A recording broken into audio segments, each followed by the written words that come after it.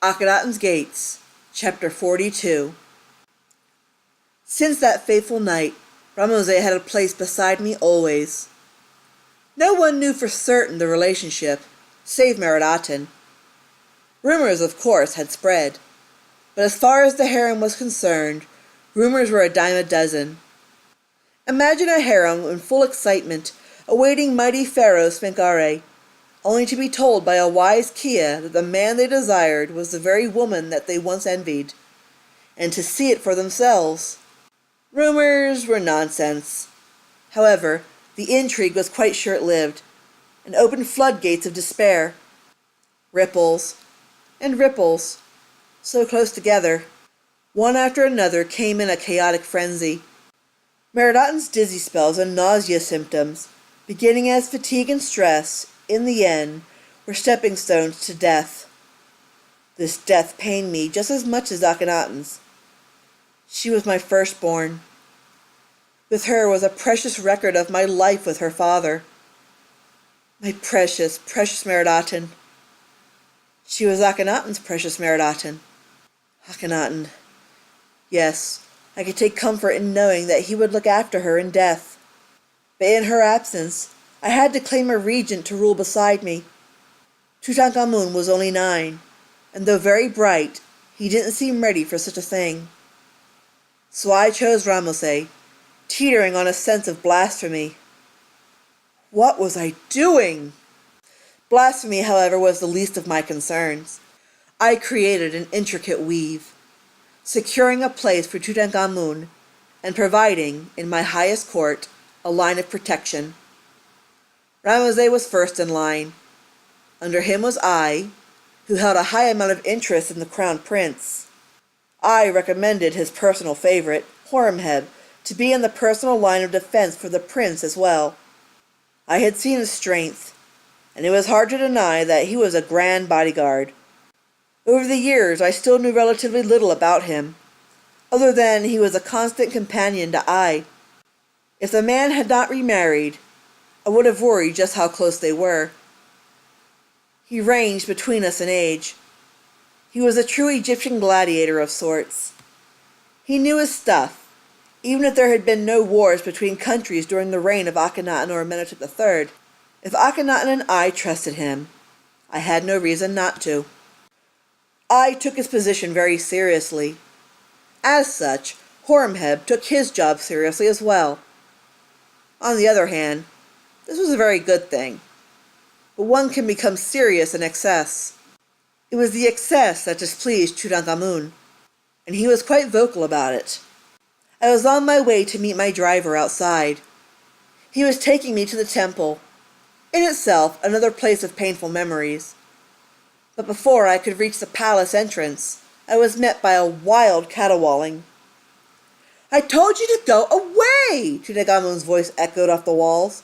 "I ordered you to leave me be!" By the time I caught up with the voice, I found an ornate and very irritated prince. Nearly fused together with him were I and Horemheb. "My goodness!" I cried out. "What is this racket?" "Smenkhare!" Tutankhamun cheered.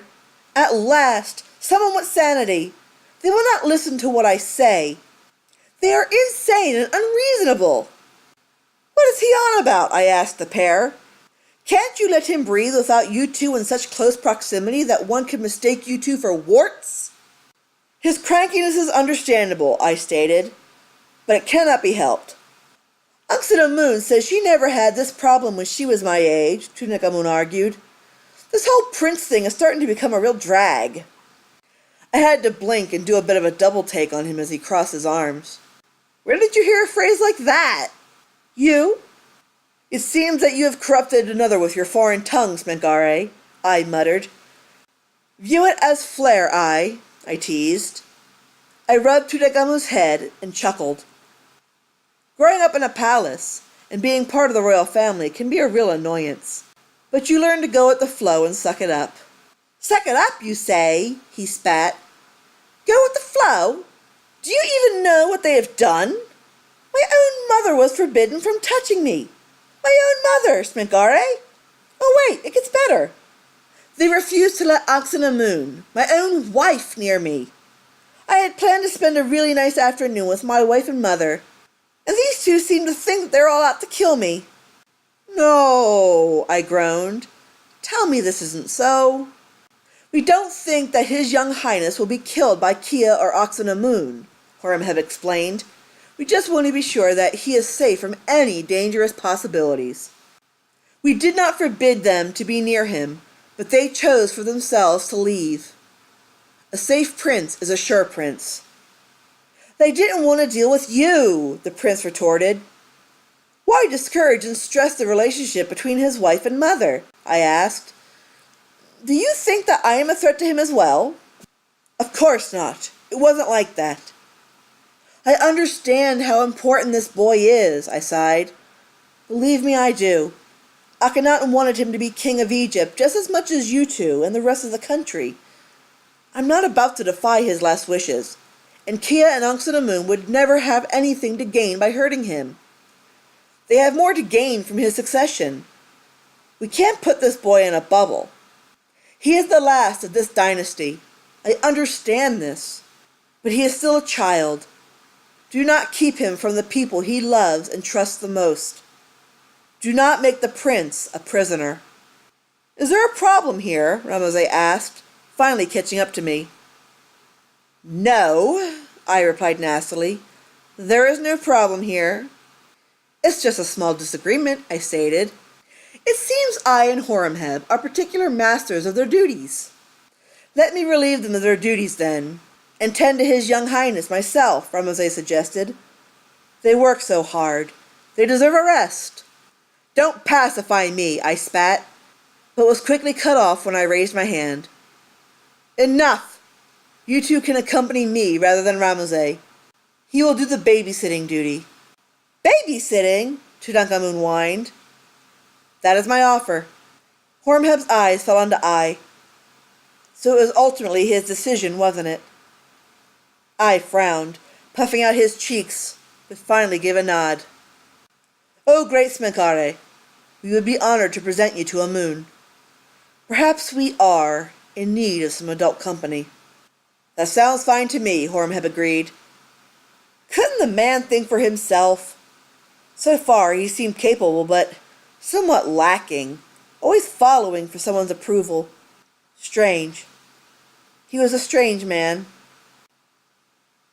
The day was insanely quiet with empty streets. Where was everybody?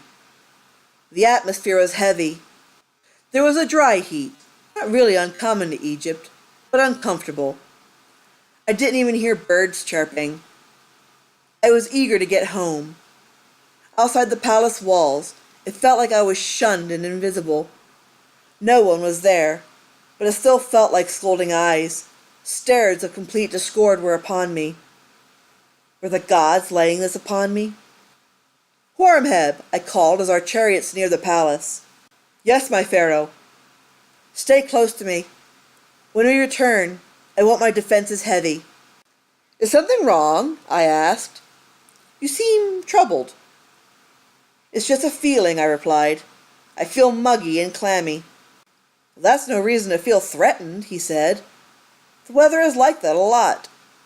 Humor me, I pleaded gently. I just have a really bad feeling. Even as Smenkare, I have this strange gut feeling. My woman's intuition. As you wish, Horemheb agreed. I gave a nod. When we arrived, something wasn't right. It just wasn't. I leapt from my chariot and rushed to the doors. Horemheb! I called, having him rush to my side. Nothing. There was nothing inside. I heard no busy sounds of servants. Something is wrong. Call the guards. For what purpose? I asked, looking around. I did not answer him, but began to rush up and down the corridors. Something was out of place. I could feel it. I partially grew up in this palace. I knew it so much more intimately than the outsiders at my side. Finally, I heard wild war cries. They were coming from the garden. No, my babies could be out there. I wasn't even turned around when a frantic Kia ran into me. "Kia, what is going on?" "It's horrible," she cried. "People all over the place." "Tell me what happened." She stomped her foot in frustration and tried to talk through her panicked sobs. "A bunch of strange men stormed into the palace. They started to destroy everything." "Where are the children, Kia?" I demanded, grabbing her arms. "Akhetaten is hiding in the harem.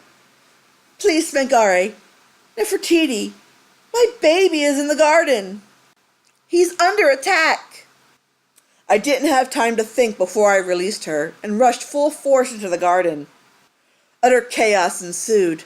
Within were countless men, obviously local rebels, consisting not just of the common men, but also of soldiers. Members of my own army had betrayed me. "No!" Ramose was keeping cover over the terrified Tutankhamun beneath a stone table. Loyal defenders tried to fend off the renegades. "Ramose!" I cried. "Get him inside!" He looked the situation over, and after assessing it carefully, rushed with the prince held firmly and darted for the safety of the inner palace. He quickly dropped him with Kia, who was determined to hide him. But now it was just I, surrounded by this insane battle in my yard. Many enemies were still armed, and one had apparently caught me in his sights. The man drew back the string of his bow, pulling back an arrow. Suddenly, I saw Ramose pushing back through the slew of bodies towards me. "Smenkare, get down!" "Ramose, go back!" I ordered. But he refused to obey, rushing to grab me and take the arrow through his back. "No, Ramose, no!" "Get inside!" he forced out before dropping to his knees. I tried to grab him, but he slapped my hands away. "Go!" Unable to chance dawdling further, I rushed into the palace. Where had the arrow come from? Where? No. I remembered. I could vaguely see. Horemheb killed Ramose. Horemheb! And that arrow was meant for me, wasn't it? I rushed to the king's chamber, hiding in a corner. I once ran from danger into the arms of Akhetaten so long ago. There were no arms to run into now, was there? Was there? Ramose was dead, as was my control. The people that were meant to protect me had turned on me. "No more," I pleaded to the ceiling. "Please, no more. Don't make me go through any more. I'm sorry. I'm sorry, Aten. I'm sorry, Akhetaten. I'm so sorry. I messed up everything." I curled into the fetal position. "Have mercy on me, Aten. Have mercy on your son's beloved Nefertiti." "Nefertiti?" I heard a sinister chuckle. He was already in here, and I hadn't noticed. You never do change, do you? My respects bid to your charade. But somehow, I knew you would turn to Aten in your panic. You did this? Yes. I'm the one who encouraged them to take up arms and destroy you, he said casually, walking around the bed. Why? Why would you do something like this? How can you still be displeased? You got what you wanted. The old ways were restored, and Akhetaten was abandoned. I became pharaoh. How can you still be displeased with me? What is it that you want from me? You are something. I don't want anything from you. You have already given me everything that I need. Then why? I pleaded. Many reasons. Smenkare was a fake, and now he's gone. You see, you have grown too comfortable with your heretic religion that you cannot truly practice our ways, the true ways. You are a hypocritical pharaoh. A king and his people should be united in faith. Now, let's be honest. If there was a chance that Atenism could be revived, would you turn back to it, or remain faithful to Amun? I looked away. He already knew my answer, and therefore it was a rhetorical question. If I knew Ostranism could prevail, I would do as it commanded me. I cannot deny my feelings. Yes, I know. It's a pity that it had to be this way. You see, Aten has jaded your vision and senses. I suppose it cannot be helped. If only things were different. If only Leah and Tutmose were able to carry out their lives together. It wouldn't be this way, and I would have been more understanding of your love. I believe you, Nefertiti. I believe that you were in love with him, and you still are. As a marriage alone, you've done a fine job of creating a confident family. Such things are not easy, and I am proud of you on that. But you are a politician by default, and you're not a very good one. So, this is politics. Politics, I sniffled. So many things creating problems in my marriage revolved around politics. I just wanted to be with my husband and have a happy family. He knelt somewhat behind me and began to rub my shoulders. Well, let's be honest. You haven't been happy for a long time. You haven't been happy since before Akhenaten died. He was your life, after all. He was my life, I sobbed quietly. You're falling apart, Nefertiti, and everybody can see it. I'm saving you, really. I began to feel sick. I felt sick from the guilt, my tears, and traumatic fear. Where am I supposed to go from here? What am I supposed to do now? His grip tightened. You should rejoin your family in the West. He stroked my hair a few times before grabbing my chin, yanking me back, and holding a dagger to my throat. You are standing in my way now, Nefertiti. You and Ramose are obstacles, and now you'll be gone. That puts me behind Tutankhamun. Don't you dare lay a hand on that child, I threatened through my tears, finding a sort of maternal strength. Now, he chuckled. All that depends on him now, doesn't it? I may not have to do anything underhanded, but his queen is a child born into and raised in Atenism. She may be a bad influence and convince him to reopen Akhetaten. She may influence him to decide to resurrect that insane religion. Know this, Nefertiti.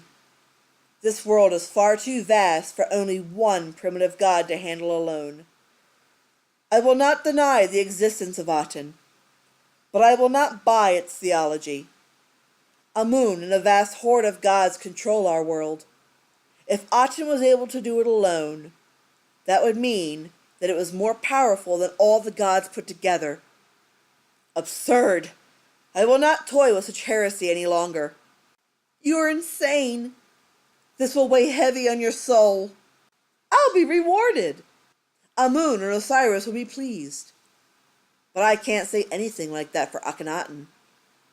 As for you, however, you may be able to plead your case, or join Akhenaten in non-existence. Where is my father? I pleaded. He died into greed a long time ago, Nefertiti. He then nuzzled his face against mine, still restrained. Wet. Wet? Was he shedding tears? You have always been, and will forever be, my beautiful baby girl.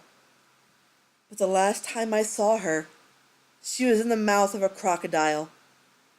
I am a patriotic man. I have wanted to do for my proud country, but this means to destroy the memory of Akhenaten, and to destroy Akhetaten. Forgive me, my child, but this includes you. You claim that Aten spoke to you, and you obeyed. I hear the voice of Amun, and it is he that I must obey. Goodbye, Nefertiti. A sharp feeling slid across my throat. A pain came briefly over me, but then I felt a heat come over me, and shortly thereafter, I felt a light feeling in darkness. It was over. All over.